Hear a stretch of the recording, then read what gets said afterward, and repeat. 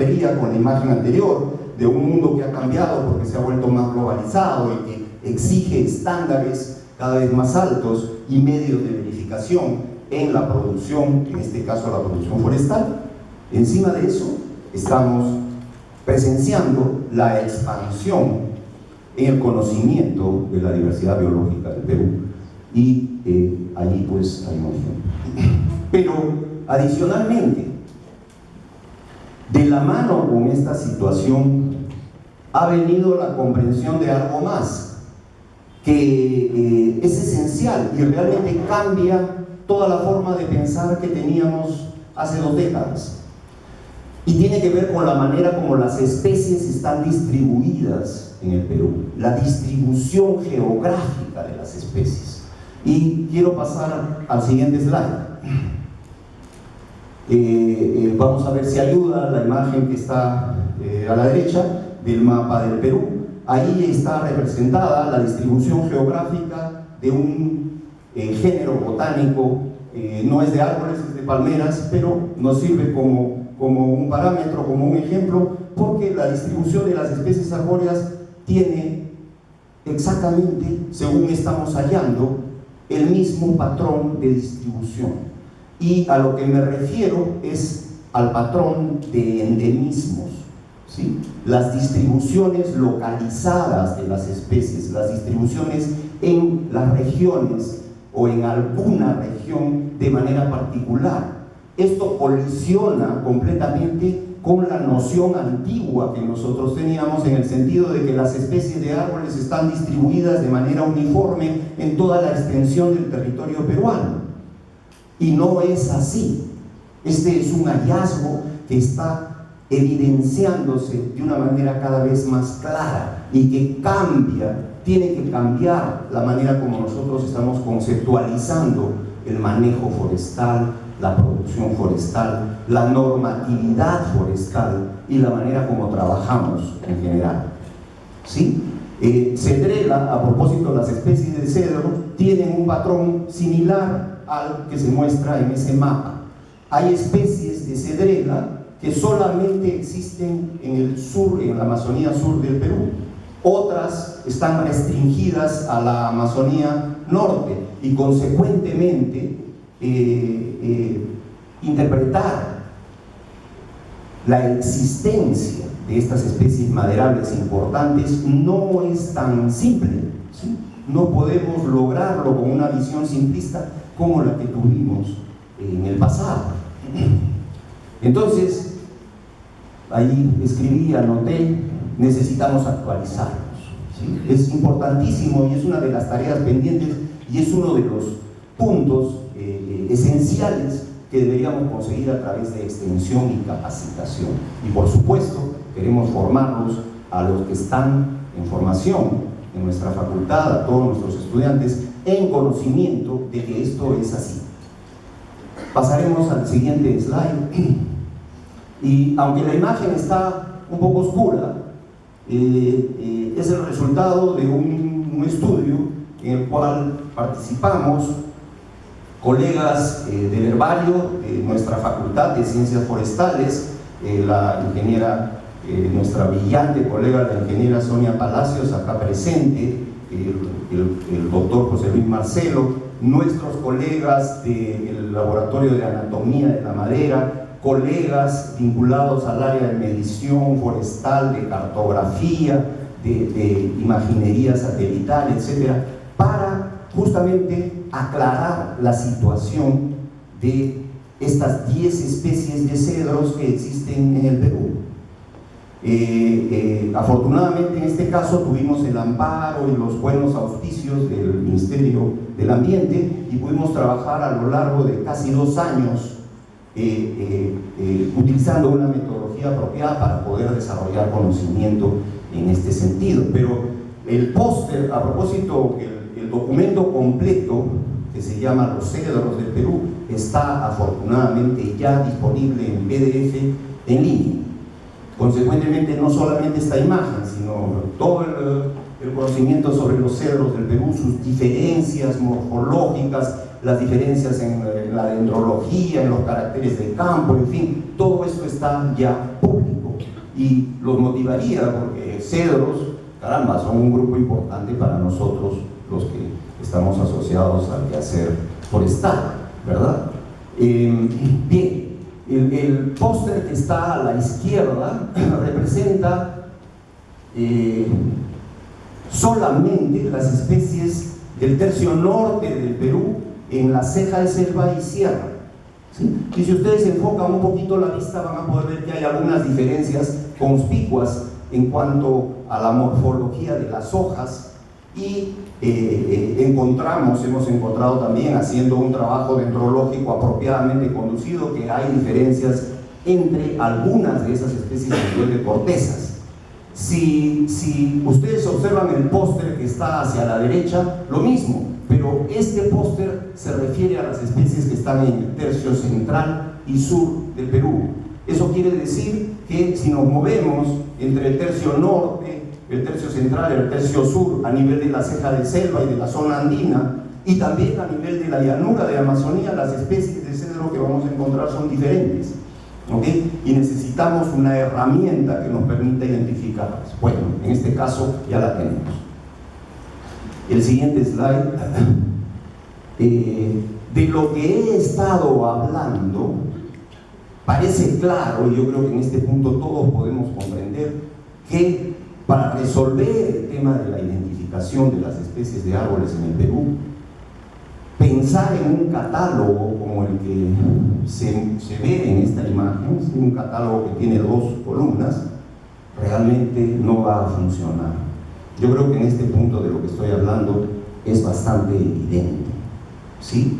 No podemos resolver esta situación y, por supuesto, yo estoy acá esta tarde para contarles, para narrarles cuál es la situación, cómo podemos y cómo debemos y cómo vamos a resolver definitivamente esta situación vinculada a la identificación correcta de las especies de árboles del Perú, porque hay una solución. Les voy a contar en un minutito cuál es esa solución. Y les adelanto que la solución la concibieron los profesores de mis profesores y mis profesores. O sea, esto no es inventar la rueda. Esto es algo que ya sabemos cómo hay que hacerlo. Es simplemente cuestión de reorganizar la forma como estamos enfrentando este problema y apuntar en la dirección correcta. Pero en todo caso, retornando a este catálogo, y a propósito, muchos de nosotros hemos visto esfuerzos que han hecho colegas de diferentes instituciones tratando de condensar en un catálogo la solución a este problema, y lamentablemente, como quisiéramos que el problema fuera tan simple de resolver, lamentablemente, a pesar de todos esos esfuerzos y por la naturaleza de las distribuciones endémicas, fundamentalmente de las especies de plantas y particularmente las especies de árboles en el Perú, este tema no tiene una solución así de sencilla. No podemos atacarlo de esta forma, ¿okay? Afortunadamente, pienso yo, la gran mayoría de colegas y de personas de nuestro gremio en este punto del tiempo ya está con la sensación bastante clara de que este camino no nos lleva a la solución. Vamos a ver el siguiente slide. Luego, para reflexionar un momento sobre el tema de los nombres comunes de los árboles. Este es un tema vasto, ¿sí? Que tiene una cantidad de aristas y que en sí mismo creo que daría material para tener una charla de más de una hora. Tal vez simplemente en esta imagen, en este slide, estoy tratando de evidenciar una de las limitaciones que tienen los nombres comunes, solamente una, ¿okay? Pero esa limitación es tan clara que nos hace ver que por el camino de utilizar nombres comunes para designar las especies de árboles, o pretender hacerlo de esa forma, tampoco vamos a conseguir la resolución de esta situación. Y lo que sucede es que vivimos en el epicentro de la diversidad biológica del mundo, ¿okay? Y tenemos que hacernos cada vez más conscientes de este hecho. El cálculo, a propósito, ahí hay otro tema para otra charla, cuántas especies de árboles hay en el Perú, pero un cálculo aproximado y bastante certero es alrededor de 6.000 especies de árboles. ¿Okay? Les comento rapidito, siempre que llego a este punto de hablar del número de especies que hay en el Perú, se me vienen a la mente una cantidad de anécdotas. Mi colega británico me contaba que los botánicos británicos formaron una asociación, y como ellos son muy metódicos y trabajan con un reloj, dentro de la asociación se conformó una comisión cuya misión era preparar el directorio de los botánicos británicos, y como trabajan de una manera tan eficiente y toda la fecha, en una reunión muy próxima presentaron el directorio de los botánicos taxónomos que hay en Inglaterra. Y resulta que uno de los participantes, que estaba sentadito al fondo del auditorio, de pronto levantó la mano, había estado contando la cantidad de socios que tenía esta asociación de taxónomos británicos, levantó la mano y dijo: en Inglaterra hay más taxónomos que plantas. ¿Okay? Evidentemente en el Perú la situación es completamente diferente. Y en el caso de árboles, miren ustedes la magnitud de la dimensión de la cantidad de especies que podríamos calcular para el país, ¿sí? Y las personas que estamos especializadas y trabajamos en este campo, estamos contaditos con los dedos de las manos, ¿no? Pero bien, aproximadamente 6.000 especies de árboles. A propósito, en el Perú hay lugares en los cuales contabilizamos 300 especies diferentes de árboles en una hectárea. En una hectárea, 300 especies diferentes. Yo recibimos nosotros en la Facultad de Forestales visitas frecuentes de grupos de estudiantes que vienen de otros países. Frecuentemente nos visitan estudiantes que vienen de Alemania. Cuando me reúno con ellos, lo primero que les pregunto es: ¿cuántas especies de árboles hay en vuestro país? ¿Sí? Y esos chicos, que son muy bien preparados, conocen la realidad de su país, me levantan la mano y me dicen: en Alemania el total de especies de árboles nativos es alrededor de 50. ¿Ok? Y esa es la realidad en los países del norte. Entonces, vivimos en una realidad completa y extraordinariamente opuesta a eso. Estamos en el epicentro de la diversidad del mundo. Eso nos trae una serie de retos, una serie de ventajas y también una serie de complejidades. Pero son 6.000 especies. Y el catálogo más completo de nombres comunes que se ha elaborado, ¿sí?, recopilando todos los nombres comunes vertidos por materos, personas locales, es decir, todos los nombres comunes de árboles que puedan existir en el Perú, a lo sumo alcanza 300 nombres. Consecuentemente, ahí hay una asimetría de tal nivel que, yendo por el camino de usar nombres comunes, es clarísimo que no vamos a resolver esta situación, la situación que tiene que ver con la identificación de los árboles del Perú. Y lo dejo allí, el tema de los nombres comunes lo dejo allí, porque, como les dije hace un momentito, es un tema que es complejo, tiene varias facetas y podríamos conversarlo. De repente lo conversaremos luego que termine de hablar un poco más. El siguiente slide. Consecuentemente, necesitamos adecuarnos a esta realidad, a la realidad que he tratado de describir, a esta realidad nueva, bonita, extraordinaria, que les toca a las personas más jóvenes que están en el territorio, ¿sí? Necesitamos adecuar, cambiar el chip, ¿sí? Ponernos un nuevo software para poder enfrentar esta situación, que les adelanté hace un ratito, y para mí es clarísimo que tiene una solución, tiene una linda solución, muy sencilla a propósito, y muy clara. ¿Okay? Pero entonces, en este mundo globalizado y en este país extraordinario, megadiverso, maravilloso que es el Perú, necesitamos enfrentar esta situación de una manera distinta. El siguiente slide. Y en este punto quiero recordarles cómo es que se hace dendrología, ¿sí? Esta ciencia que nos capacita, que investiga la identificación mediante caracteres de campo quiero recordar algo subyacente en el trabajo dendrológico.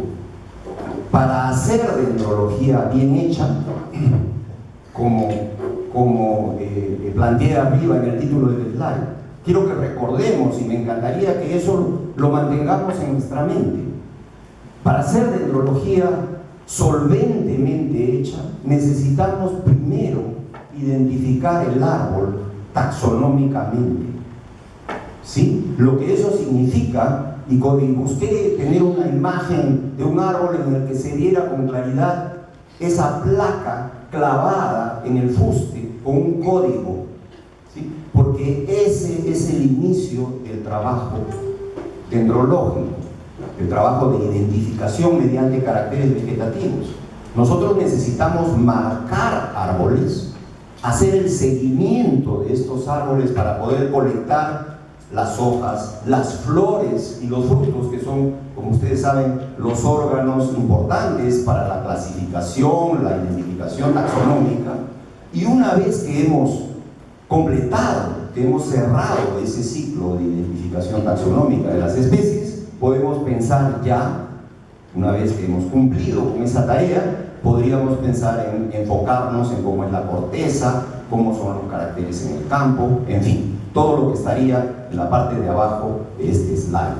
Pero no es viceversa, ¿sí? No es que nosotros entramos en un helicóptero a cualquier punto de la Amazonía y estamos en capacidad de identificar mediante los caracteres de campo todo lo que tenemos al frente. No es así. Mucho más, yo creo que esto mucho más lo comprendemos en el escenario de un país lleno de distribuciones endémicas de especies, que obligatoriamente nos lleva a que cuando nos movemos de una localización a otra localización, encontramos un ensamblaje distinto de especies, ¿okay?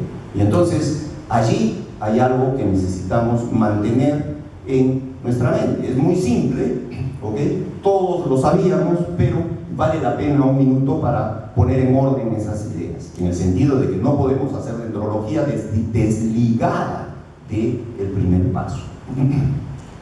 Bien, y entonces, el siguiente slide. Este slide es importante, porque de alguna manera yo quiero esta tarde también, aprovechando estos minutos escasos que son tan lindos de poder estar con todos ustedes reunidos acá, quiero sinceramente, y creo que hay momentos en los cuales uno debe hacerlo, expresar mi profundo agradecimiento a mis profesores, ¿sí? Porque profesionalmente lo que soy lo debo a ellos, y mis profesores también fueron capacitados por sus correspondientes profesores. Y cuando uno rastrea la historia de lo que ha sucedido, en este caso a nivel de la Facultad de Ciencias Forestales, descubre cosas maravillosas. Y quiero contarles brevemente, y por eso lo incluí en este slide, sobre este proyecto que menciono en la línea de arriba, que fue uno de los proyectos iniciales, fue uno de los puntos génesis de la Facultad de Ciencias Forestales, el proyecto de dendrología. ¿Cuál era el concepto de este proyecto, gestionado por el ingeniero Adolfo Salazar y el ingeniero Flavio Bazán, en conjunción con cooperantes de las instituciones más prestigiosas de Estados Unidos, en ese momento a la vanguardia en el conocimiento dendrológico y de las ciencias forestales en general? ¿Cuál era el concepto? Maravillosamente simple, pero totalmente claro. Necesitábamos marcar árboles, hacer colecciones secuenciales para poder colectar las hojas, las flores y los frutos de estos árboles. Una vez identificadas las especies, podíamos entrar a hacer dendrología en el sentido de caracterizar las cortezas, aclararnos cómo es que se diferencia, ¿no? Claricia racemosa de Claricia bicolor en función a sus cortezas, o Cedrela odorata de Cedrela montana, o Cedrela longipetiolulata, me salió la palabra, en función a sus cortezas.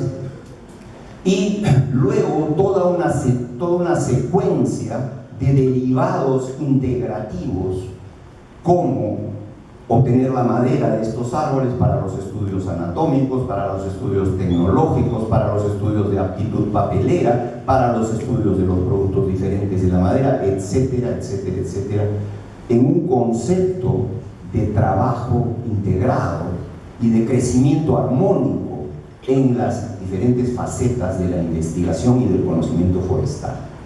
¿Okay? Me parece importante recordar esta tarde este proyecto importantísimo en el momento de inicio de nuestra facultad, porque a mí me hace reflexionar continuamente sobre el tema de la integralidad, de lo importante que es avanzar de manera conjunta e integrativa mediante ejes de desarrollo que nos sirvan para integrar los diferentes componentes que podemos tener, en este caso, en nuestra facultad, ¿sí? Y si no lo hacemos de esa manera, estaba pensando poner allí una imagen, pero tal vez hubiera sido demasiado grotesco, de lo que puede suceder cuando solamente se desarrolla un brazo o una pierna, ¿sí? O la cabeza, y al final uno obtiene una especie de Frankenstein, ¿no? Cuando no hay un crecimiento integrativo. Y me parece que ahí tenemos un punto de reflexión más profundo y que de repente podemos llevar con nosotros para seguirlo pensando.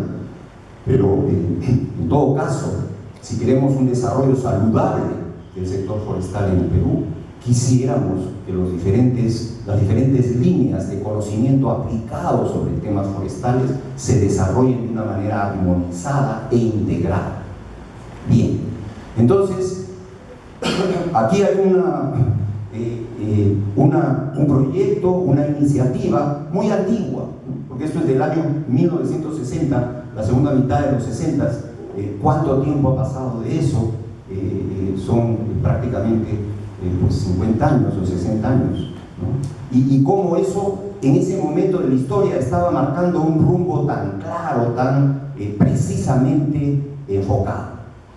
Y entonces, pues ahí vemos que no tenemos que descubrir la rueda. Esto ha estado ya en el pensamiento de nuestros profesores y de los profesores de nuestros profesores, hablando en casa para el caso de la Facultad de Ciencias Forestales de nuestra universidad. Y una segunda iniciativa importantísima que tiene que ver con el planteamiento de la solución al problema de la identificación de las especies forestales en el Perú, problema tan importante que podría obstruir el desarrollo comercial de la producción, de los mercados, en fin, del sector forestal del país. Una segunda iniciativa importante es la que me trato de mencionar en el segundo término, que es la que la mayor parte de nosotros conoce, el Arboretum de Genaro Herrera, ¿sí? Este Arboretum se estableció a inicios de los años 70 y es el paradigma, para mí, es el ejemplo clarísimo de lo que es la solución, ¿okay? Esa es